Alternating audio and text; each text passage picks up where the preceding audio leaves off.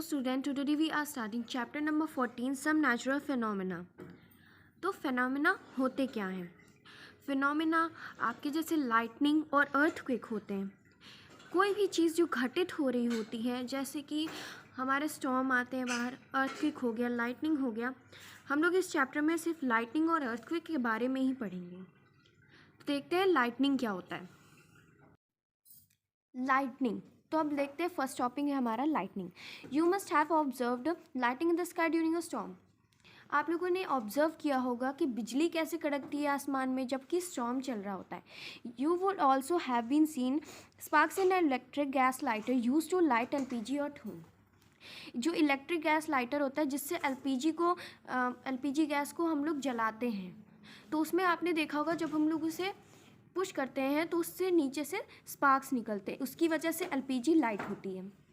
Have you seen similar sparks in a loose electric plug. हम लोग ये भी देखते होंगे कि जब भी हम लोग कहीं पे स्विच बोर्ड में लूज इलेक्ट्रिक प्लग हम लोग अच्छे से नहीं लगा पाते, अगर वो थोड़ा सा ढीला है तो उसमें देखते होंगे कि स्पार्क्स निकल रहे हैं। All these sparks have a similar nature. They arise because of flow of electric current through air. ये जो स्पार्क्स आ रहे हैं ये इलेक्ट्रिक करंट जो है हमारे एयर में पास हो रहा है, इसकी वजह से आते हैं। However you have also read in class 7th that air is a insulator and electric current does not pass through it. हम लोगों ने क्लास 7th में रीड किया था कि इंसुलेटर क्या होते हैं। इंसुलेटर क्या होते हैं? जिससे इलेक्ट्रिक करंट पास नहीं होते हैं। और कंडक्टर क्या होते हैं? जिससे इलेक्ट्रिक करंट जल्दी से पास हो जाते हैं। और let us try to understand the nature of the sparks. हम लोग ट्राई करते हैं कि नेचर ऑफ स्पार्क्स क्या है। For this let us first understand the nature of electric current. पहले हम लोग इलेक्ट्रिक चार्जेस के जो नेचर है हम लोग पहले उसे देखते हैं। तो सबसे पहली एक्टिविटी हमारी दे रखी है electrical charges. Let us perform the following activities to understand the concept of electric charge. तो इलेक्ट्रिक चार्जेस कैसे होते हैं हम लोग पहले ये देखेंगे। एक्टिविटी नंबर 1 में rub a plastic comb in your hair several times, both the comb and your hair should be dry. In fact, the experiment works best when the weather is also dry. Now hold the comb above small pieces of paper. What happens? हम लोगों ने एक plastic com लेनी है और इसे अपने hair पे बहुत बार हमें रब करना है। हम अब उसमें इलेक्ट्रिक चार्जेस डेवलप हो जाएंगे। पर जो आपके कॉम है और आपका हेयर है वो अच्छे से वॉश और ड्राई होना चाहिए।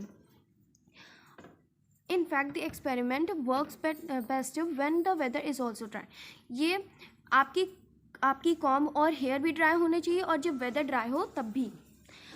Now hold the com above small pieces of paper. हम लोगों के एक कॉम लेना है, जब हम लोगों ने उसे रब किया हेयर में तो वहाँ पे इलेक्ट्रिक चार्जेस हुए हैं। अब उसके बाद हम लोग कुछ पेपर ले लेंगे या फिर पेंसिल हम लोग जो शार्प करते हैं उसके जो पीसेस होते हैं हम लोग वो रखेंगे और फिर उस स्केल को उसके पास ले जाएंगे तो देखेंगे कि वो उसकी तरफ अट्रैक्ट हो रहे हैं। तो क्यों हो रहे हैं? क्योंकि उसमें कॉम में इलेक्ट्रिक चार्जेस डेवलप होंगे। You will find that the paper pieces get attracted to the comb. हम लोग जानते हैं कि अगर स्केल में इलेक्ट्रिक चार्जेस डेवलप हो रहे हैं तो वो पेपर उसके पास अट्रैक्ट हो रहा है। अब एक्टिविटी नंबर 1 में जो हम लोगों ने किया उसका एक फिगर दे रखा है। तो हम लोगों ने पहले देखा कि हम लोगों ने एक ड्राई कॉम्ब ली और अपने ड्राई हेयर पे उसे रब किया बहुत ज़्यादा टाइम, और उसके बाद देखा कि जो कॉम्ब है इलेक्ट्रिकली चार्ज हो गई है और वो पेपर उसकी तरफ अट्रैक्ट हो रहे हैं क्योंकि जो पेपर अनचार्ज है और कॉम्ब चार्ज है।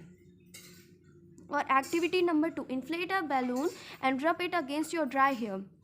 हम लोगों ने एक बैलून फुला लेना है और उसे अपने हेयर पे रब करना है। Now gently place it against a wall. अब हम लोगों को एक वॉल पे उसे टांग देना है और जो बैलून है उसे स्टिक कर देना है वॉल पे। अब दोनों बैलून को हम लोगों को सिमिलर वे में जैसे हम लोगों ने रब किया हेयर से वैसे ही रब करना है। अब हम लोग देखेंगे कि उन दोनों के पास पॉजिटिव चार्ज हुए तो वो दोनों एक दूसरे को रेपेल कर रहे हैं क्योंकि एक चार्ज पॉजिटिव है और दूसरा भी चार्ज पॉजिटिव है। तो like charges repel each other and unlike charges attract each other. अब आगे देखते हैं। द कॉम और balloon are said to be electrically charged when they are rubbed against the hair. Com और बैलून को electrically charge तभी कहा जाता है जब वो हमारे एयर के अगेंस्ट रब किए जाते हैं। ये इलेक्ट्रिकल चार्जेस की वजह से होता है। The electric charges generated by rubbing are static, they do not move.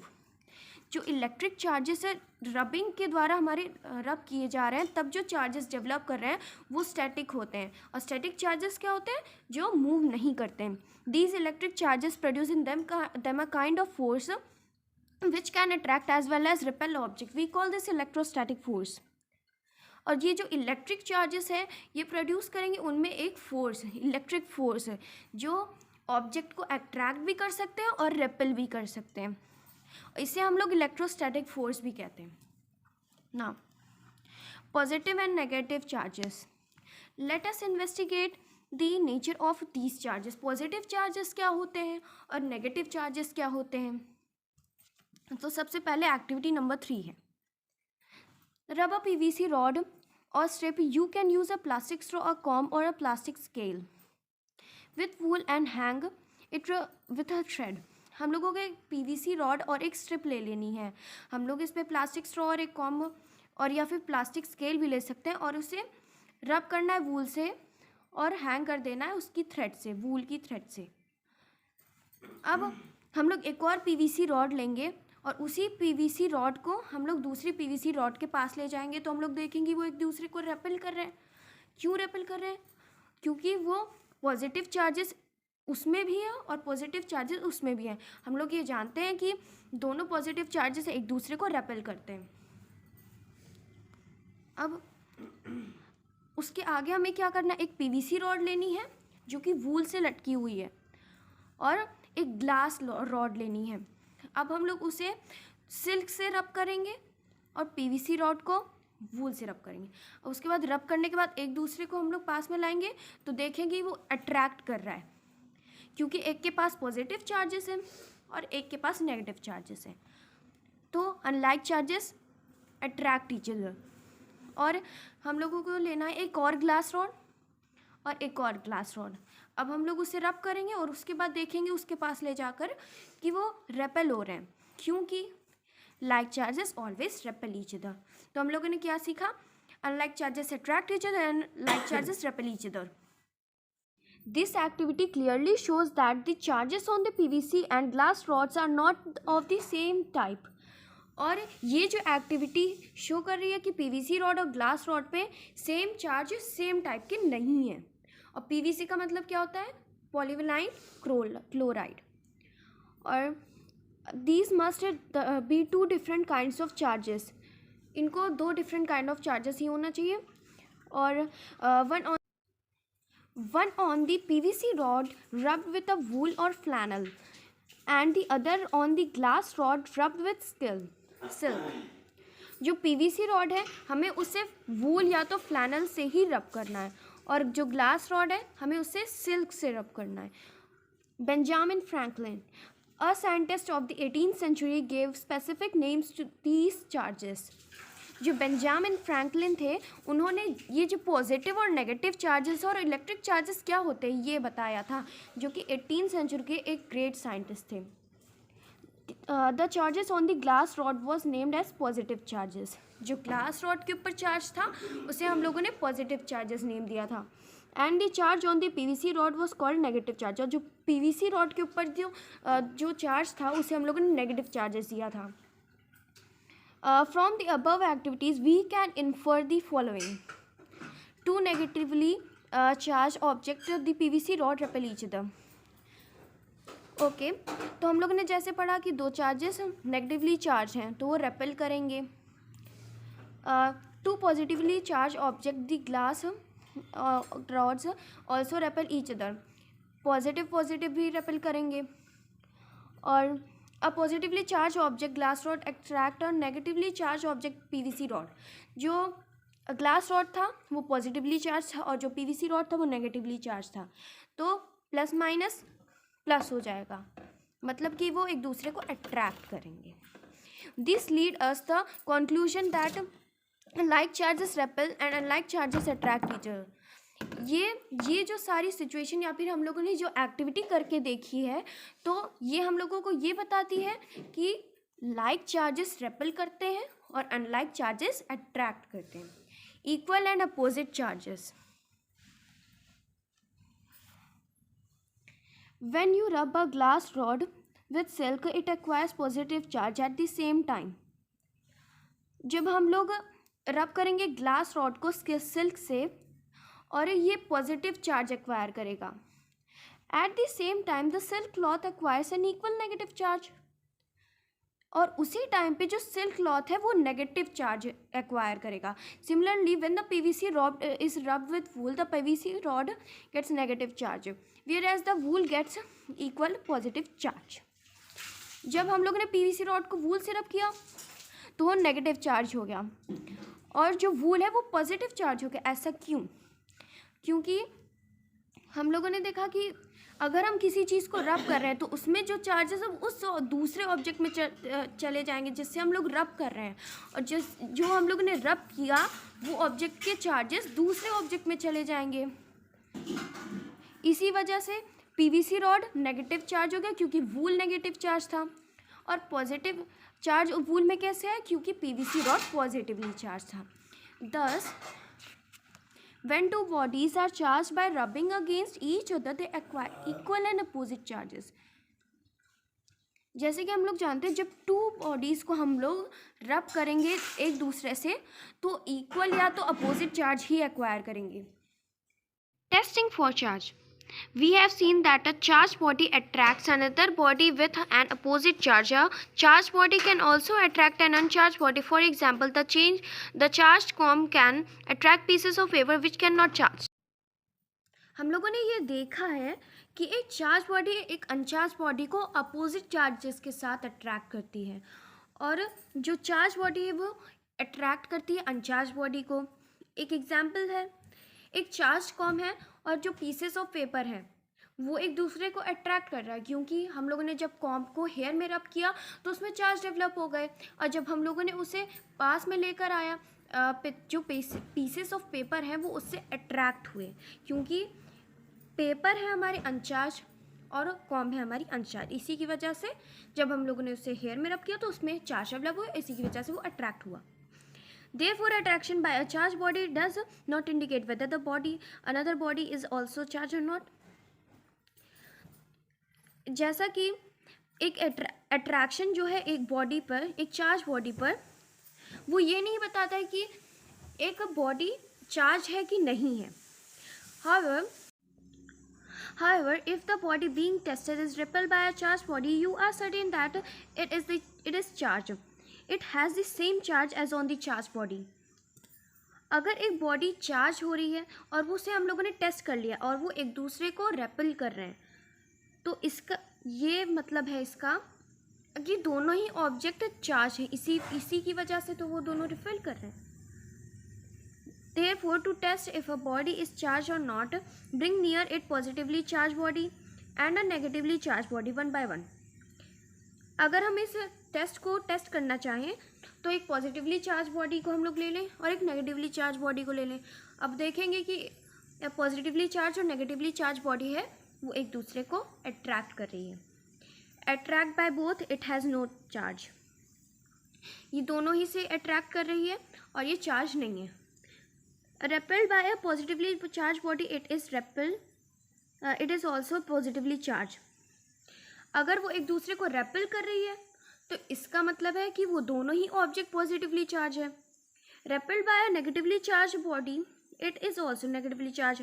अगर वो नेगेटिवली चार्ज बॉडी से रेपेल हो रही है तो इसका मतलब जो ऑब्जेक्ट रेपेल हो रहा है वो भी नेगेटिवली चार्ज है।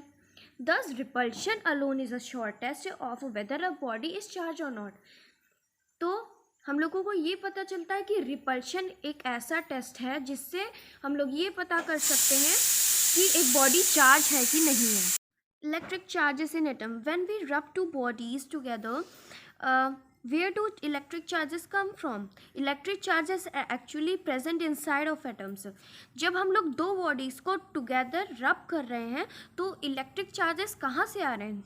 ये आ रहे हैं जो इलेक्ट्रिक चार्जेस जो उस बॉडी के अंदर एटम्स जो प्रेजेंट है उसकी वजह से। जब एटम्स रब हो रहे हैं उसी की वजह से इलेक्ट्रिक चार्जेस डेवलप हो रहे हैं, क्योंकि कोई भी बॉडी है, अगर वो सॉलिड बॉडी है या फिर लिक्विड बॉडी है या फिर गैस बॉडी, वो हमारे एटम्स से ही बनी होती है। Every atom contains particles with both positive and negative electric charge. हर एक एटम के पास both positive charges and negative electric charges भी होते हैं। Under normal circumstances the number of particles with negatively charge are called electrons. Normal circumstances में जो number of particles, जो जितने पार्टिकल्स होते हैं, अगर वो नेगेटिवली चार्ज है तो हम लोग उसे इलेक्ट्रॉन्स कहेंगे। अगर वही चीज़ जो पार्टिकल्स है वो पॉजिटिवली चार्ज है तो हम लोग उसे प्रोटॉन्स कहेंगे। सो द चार्जेस है neutralize to cancel out each other effect and the atom is electrically neutral. जो चार्जेस हैं वो न्यूट्रलाइज करेंगी या तो कैंसिल करेंगी एक दूसरे के इफेक्ट को, मतलब कि वो अट्रैक्ट होंगी या तो वो रेपेल करेंगी। तो जो एटम है वो इलेक्ट्रिकली न्यूट्रल है। तो ये न्यूट्रल क्या होता है ये हम लोग अभी देखते हैं। मतलब जो पॉजिटिव है और नेगेटिव भी नहीं है। Negatively charged particles are firmly bound in the atom, while the negatively charged particles are more loosely bound. It is possible to remove some of the negatively charged particles by the processes such as rubbing. Positively charge particles होते हैं उससे बहुत ही ज़्यादा tightly bound होते हैं atoms, और जो negatively charge object होते हैं वो बहुत ही ज़्यादा लूजली बाउंड होते हैं। ये इससे हमें ये पता चलता है कि अगर नेगेटिवली चार्ज पार्टिकल्स हैं तो उससे हम लोग बहुत ही जल्दी उन एटम से हटा सकते हैं, जैसे कि रबिंग से। चार्जिंग बाय रबिंग, तो हम लोग ऑब्जेक्ट्स को कैसे चार्ज कर सकते हैं? रबिंग से। When a glass rod is rubbed with silk cloth, some negatively charged particles move from the glass rod to the silk cloth. जब हम लोग एक ग्लास रॉड को सिल्क क्लॉथ से रब करेंगे तो जो नेगेटिवली चार्ज पार्टिकल्स हैं वो ग्लास रॉड से सिल्क क्लॉथ में चले जाएंगे। The result is that the glass rod is left with an excess of positively charge particles. इसका रिजल्ट ये होता है कि जो ग्लास रॉड जो हमने छोड़ दी है उस पर पॉजिटिवली चार्ज पार्टिकल्स ज़्यादा हैं, और while this silk cloth acquires excess of negatively charge particles. जो सिल्क क्लॉथ है उसके पास बहुत ही ज़्यादा नेगेटिवली चार्ज पार्टिकल्स आ जाएंगे। That is why the glass rod becomes positively charge and the silk cloth becomes negatively charge. इसी की वजह से पॉजिटिवली चार्ज, मतलब जो ग्लास रॉड है वो पॉजिटिवली चार्ज हो जाती है और जो सिल्क क्लॉथ है वो नेगेटिवली चार्ज हो जाता है। When PVC rod is rubbed with wool, negatively charged particles are transferred from the wool to PVC. जब हम लोग पीवीसी रॉड को वूल से हम लोग रब करेंगे तो जो नेगेटिवली चार्ज पार्टिकल्स हैं जो पीवीसी रॉड पे हैं, नेगेटिवली चार्ज पार्टिकल्स, वो ट्रांसफ़र हो जाएंगे वूल पे, और 10 wool acquires positive charge and PVC acquires negative charge. तो उन दोनों की अगर एक दूसरे से रब करेंगे तो जो वूल के पास रहेगा वो पीवीसी रॉड के पास चला जाएगा, जो पीवीसी रॉड के पास रहेगा वो वूल के पास चला जाएगा।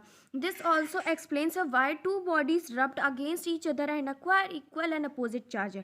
ये हम लोगों को ये भी बताता है कि जब टू बॉडीज़ को हम लोग एक दूसरे से रब करेंगे तो एक के पास दो के पास इक्वल चार्ज हो जाएगा और दो के पास अपोजिट चार्जेस हो जाएंगे।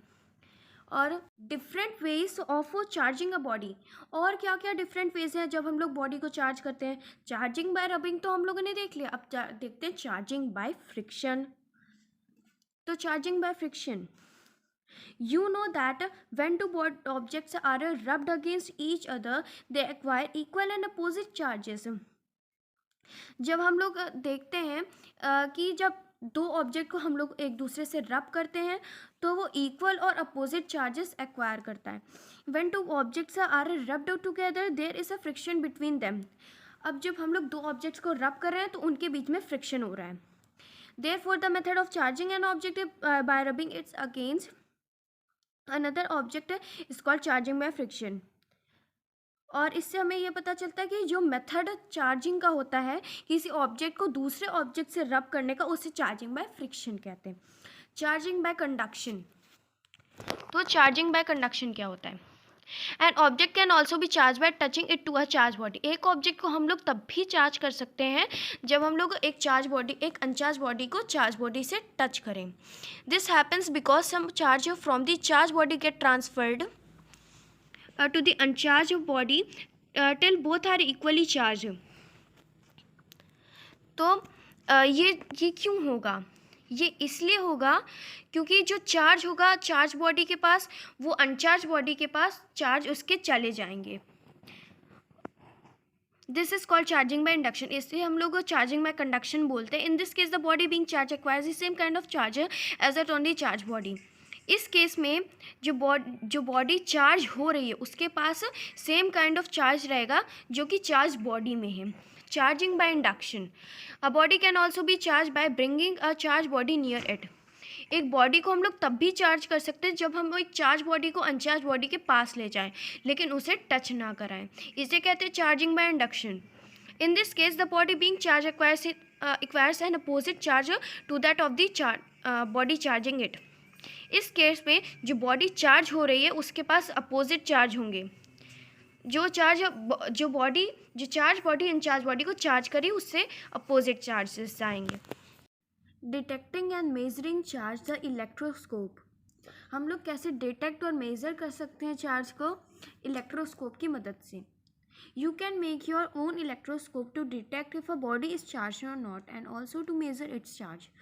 हम लोग खुद का एक इलेक्ट्रोस्कोप बना सकते हैं कि ये टेस्ट करने के लिए कि एक बॉडी चार्ज है कि नहीं है, और उसका चार्ज कितना है वो मेज़र करने के लिए। और इसमें एक्टिविटी नंबर 4 है,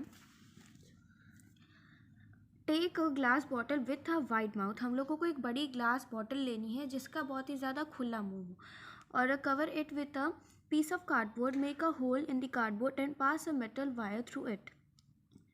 इससे हम लोगों को एक कार्डबोर्ड के पेपर से ढक देना और उसमें एक होल बनाना है। Turn both hands of the wire cut two into of aluminium foil about 3 cm by 1 cm, hang them on the lower and metal wire. Touch a negatively charged PVC rod to the upper end of the iron wire. तो जो हम लोगों ने cardboard का paper लिया था उसमें एक होल करना है और उसमें एक मेटल वायर डालना है, और एक स्ट्रिप लेनी है एल्युमिनियम की जिसे हम लोगों को फोल्ड करना है 3 से 1 cm का, और उसे कट कर देना है। और उसके बाद उस मेटल वायर में उसे एल्युमिनियम स्ट्रिप को लटकाना है। और उसके बाद एक पीवीसी चार्ज रॉड लेंगे जो कि नेगेटिवली चार्ज रहेगी, और उससे हमें टच करना है। जो अपर में जो वायर लटका रहेगा उससे हमें टच कराना है। टच कराने के बाद वो रेपल करेंगे एक दूसरे को। To aluminium strips REPL each other, the principle of the electroscope. This happens because the strips get charged negatively by conduction when touched with the PVC rod. ये इसलिए होता है क्योंकि जब हम लोग एक स्ट्रिप को, एल्युमिनियम स्ट्रिप को नेगेटिवली चार्ज ऑब्जेक्ट से टच कराते हैं, यानी कि कंडक्शन का प्रोसेस करते हैं, तो वो दोनों स्ट्रिप एक दूसरे को रेपल करेंगी। आप लोग देखेंगे वो एक दूसरे से दूर जाएंगी। The greater the charge on the PVC rod, the more the charge it transferred to the strips and the greater will be the separation between the strips. जितना ही ज़्यादा चार्ज उस PVC रॉड पे रहेगा उतना ही ज़्यादा चार्ज वो उन aluminium strips को ट्रांसफ़र करेगी, और उतना ही ज़्यादा जो एल्यूमिनियम स्ट्रिप्स हैं वो एक दूसरे से रेपल होंगी, यानी कि दूर जाएंगी। This arrangement can be use to detect an object is charge. Also it's measure charge by noting the amount of separation it produces in these two strips. इसी अरेंजमेंट को हम लोग यूज़ कर सकते हैं डिटेक्ट करने के लिए कोई भी ऑब्जेक्ट चार्ज है या नहीं है, और इसका चार्ज मेज़र करने के लिए। एक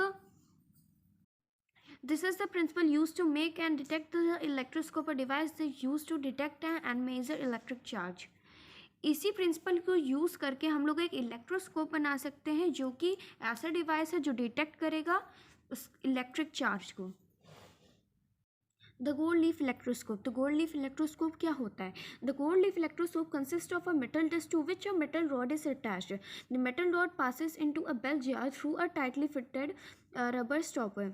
जो गोल्ड लीफ इलेक्ट्रोस्कोप होता है उसके ऊपर एक मेटल डिस्क लगी होती है जिससे एक मेटल वायर जा रहा होता है, मेटल रॉड जा रही होती है, और उसी मेटल रॉड को स्टॉप करने के लिए एक रबर स्टॉपर लगाया गया होता है। ये जो रेड कलर का रबर स्टॉपर है। At the bottom of the metal rod are mounted 2 thin strips. और जो मेटल रॉड होता है उसमें सबसे ज़्यादा नीचे पार्ट में दो मेटल स्ट्रिप्स होती हैं और these can be made of copper, brass और गोल्ड। ये जो स्ट्रिप्स हैं ये कॉपर, ब्रास और गोल्ड की किसी भी चीज़ की बनी हो सकती हैं। The bell jar rest on the wooden base. जो बेल जार है उसे हम लोगों ने रखा है एक वुडन बेस पे। Tin foil is attached to the sides of a bell jar. जो टिन फॉयल्स हैं उसे हम लोगों ने साइड में बेल जार के लगा दिया है और इससे हमारा कंप्लीट हो जाता है एक गोल्ड लीफ इलेक्ट्रोस्कोप। तो क्या था इसमें, एक मेटल जार, एक मेटल हम लोगों को रॉड ले लेनी है और एक मेटल डिस्क, उसके बाद उसमें अटैच करना है एक रबर स्टॉपर और लास्ट में 2 मेटल, एल्यूमिनियम, ग्रास, कॉपर, जिसकी भी लेना चाहिए उसके लिए। और यहाँ पे बेल जार लिया है, उसके बाद एल्यूमिनियम 2 स्ट्रिप ली हैं जिसे हम लोगों ने साइड में लगा दिया है और उसके बाद उसी जो गोल्ड लीफ इलेक्ट्रोस्कोप है उसे एक वुडन बेस पे रख दिया है। The gold leaf electroscope is use to detect and measure the charge. जो गोल्ड लीफ इलेक्ट्रोस्कोप होता है कि वो चार्ज क्या है, कितना है, ये सब मेज़र करने के लिए किया जाता है इसका use. Activity number 5, touch the body to test of the metal disc of the gold leaf electroscope. If the leaves is diverse the body is charged. The amount of divergence of the leaf is a measure of amount of charge on a body. तो जो ऊपर metal rod लगी है हमें उसे touch करना है और उसके बाद टच करने के बाद हमें ये दिखेगा कि ये जो मेटल या फिर स्ट्रिप्स हैं ये एक दूसरे को रेपल कर रही हैं और the amount of divergence of the leaf is a measure of the amount of charge on a body. जितना कि ज़्यादा वो दोनों एक दूसरे को रेपल करेंगी उतना ही ज़्यादा जो हम लोगों ने टच किया उस चार्ज बॉडी में कितना चार्ज है उसी की वजह से होता है। To find the nature of the charge, to test the whether a body has a positive or negative charge, it is necessary to charge the electroscope with a known charge. ये find करने के लिए nature of charge क्या है और एक body positively charge है कि नेगेटिवली चार्ज है, ये इसमें नेसेसरी होता है कि इलेक्ट्रोस्कोप को हम लोग कौन से चार्ज से चार्ज कर रहे हैं। Activity number 6, touch the disc of the electroscope with a negatively charge PVC rod. The leaves get charge negatively and diverge. हम लोगों को जो नेगेटिवली चार्ज पीवीसी रॉड है उससे टच कराना है इलेक्ट्रोस्कोप के मेटल डिस्क से और उसके बाद जो लीव्स हैं, जो मेटल लीव्स हैं वो नेगेटिवली चार्ज हो जाएंगे और एक दूसरे को रेपल करने लगेंगे या फिर डाइवर्ज करने लगेंगी। Note the amount of divergence. Now bring the body with an unknown charge close to disc of the electroscope, note the divergence. हम लोगों को एक अननोन चार्ज का एक बॉडी उस डिस्क के पास लाना है और उसके बाद जो डाइवर्जेंस होता है उसे नोट कर लेना है। If the divergence of the leaf increases the body has a similar charge, it is negatively charge. अगर जो एक दूसरे को रेपल कर रहे हैं वो ज़्यादा ही रेपल कर रहे हैं और इसका मतलब है कि दोनों बॉडी के पास सिमिलर चार्ज है, फिर सेम चार्ज है, वो नेगेटिवली चार्ज है। If the body divergence of leaves decreases the body has opposite charge, it is positively charge. अगर जो लीव्स हैं वो ज़्यादा अट्रैक्ट कर रही हैं एक दूसरे को या फिर पास आ रही हैं तो इसके मतलब है कि जो हम लोग मेटल डिस्क है उसके पास अपोजिट चार्ज आ गया है और वो पॉजिटिवली चार्ज है। Flow of charge, conductors and insulators. You will find that the leaves of the second electroscope also diverge. The divergence of the leaves of the first electroscope decreases. हम लोग ये देखेंगे कि जो इलेक्ट्रोस्कोप की second leaf है वो भी डाइवर्ज कर रही है और जो डाइवर्जेंस ऑफ लीव्स है जो फर्स्ट इलेक्ट्रोस्कोप में डिक्रीज हुई थी, this shows that some of the charge has been transferred from the first to the second electroscope through a copper wire. जब हम लोगों ने 2 डिस्क पे कॉपर वायर उसके बीच में लगाया तो हम लोग देखेंगे कि जो एक चार्ज है दूसरे चार्ज में चला गया। Now repeat the experiment and connect the disc from the electroscope by keeping a plastic scale over them. और यही प्रोसेस हम लोगों को दोबारा रिपीट करना है और उसके ऊपर एक प्लास्टिक स्केल रखनी है। The leaves of the second electroscope do not separate out. जो leaves होंगे सेकेंड इलेक्ट्रोस्कोप की वो सेपरेट हो जाएंगी। No charge is therefore transfers from the first to the second electroscope. और हम लोग देखेंगे कि जो चार्ज है वो नहीं पास हो रहा है एक इलेक्ट्रोस्कोप से दूसरे इलेक्ट्रोस्कोप में। What do you conclude from this? Flow of charge, conductors and insulators. Activity number 7, take 2 electroscope. हम लोगों को 2 इलेक्ट्रोस्कोप लेने हैं। Charge the leaves of the one of them using a PVC rod. एक leave को हम लोगों को चार्ज करना है पीवीसी रॉड से। Now connect the disc of the 2 electroscope using a copper wire. और जो डिस्क हम लोगों ने ऊपर रखी हुई थी, तो उन दोनों डिस्क को कैसे कनेक्ट करें? कॉपर वायर से कनेक्ट करें। और फिर उसके बाद take care not to touch the disc of the copper wire with your hand.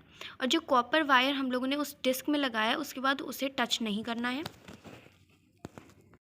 Charge can flow through the copper wire but can not flow through the plastic.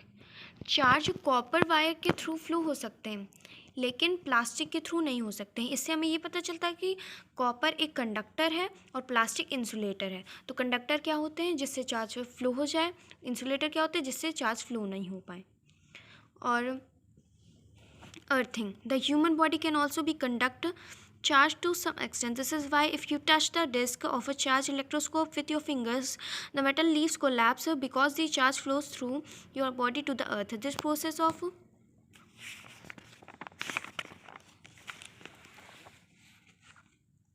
transferring of charge from a charged object to the earth is known as earthing. Earthing is used to discharge an electroscope before it can be used to the another experiment. जो human body होती है वो भी कुछ charge conduct कर सकती है कुछ ऑब्जेक्ट को। इसीलिए जब हम लोगों ने इलेक्ट्रोस्कोप के डिस्क को टच किया था तो जो लीव्स थी वो कोलैप्स हो रही थी, क्योंकि जब हम लोगों ने उसे टच किया तो चार्ज हमारी बॉडी में और बॉडी से अर्थ में गया। इसी प्रोसेस को जब कोई चार्ज ऑब्जेक्ट अपने से अर्थ में भेज रहा है चार्ज को, उसे हम लोग अर्थिंग कहते हैं। और अर्थिंग को हम लोग इलेक्ट्रोस्कोप को डिस्चार्ज करने में भी यूज़ कर सकते हैं before it can be use for another experiment. तो आज के लिए इतना ही, मिलते हैं अगले वीडियो में। और उसके बाद हम लोग देखेंगे इलेक्ट्रिक करंट क्या होता है और लाइटनिंग कैसे कंडक्ट होती है और लाइटनिंग को हम लोग को कैसे सेफ्टी प्रिकॉशंस क्या होते हैं और अर्थक्वेक के टाइम हम लोग क्या कर सकते हैं, अर्थक्वेक की सेस्मिक वेव्स क्या होती है, और भी बहुत कुछ है इस चैप्टर में। तो हम लोग वो अच्छे से एकदम डिटेल में पढ़ेंगे। तब तक के लिए अगर आपको कोई मेरे पढ़ाए हुए चैप्टर में डाउट होगा तो आप लोग मुझे कमेंट सेक्शन में पूछ सकते हैं, मैं वहाँ पे आपको आंसर दे दूँगी। अगर आपको ये वीडियो अच्छा लगा तो प्लीज़ लाइक शेयर और सब्सक्राइब करना मत भूलिएगा। Thank you for watching this video.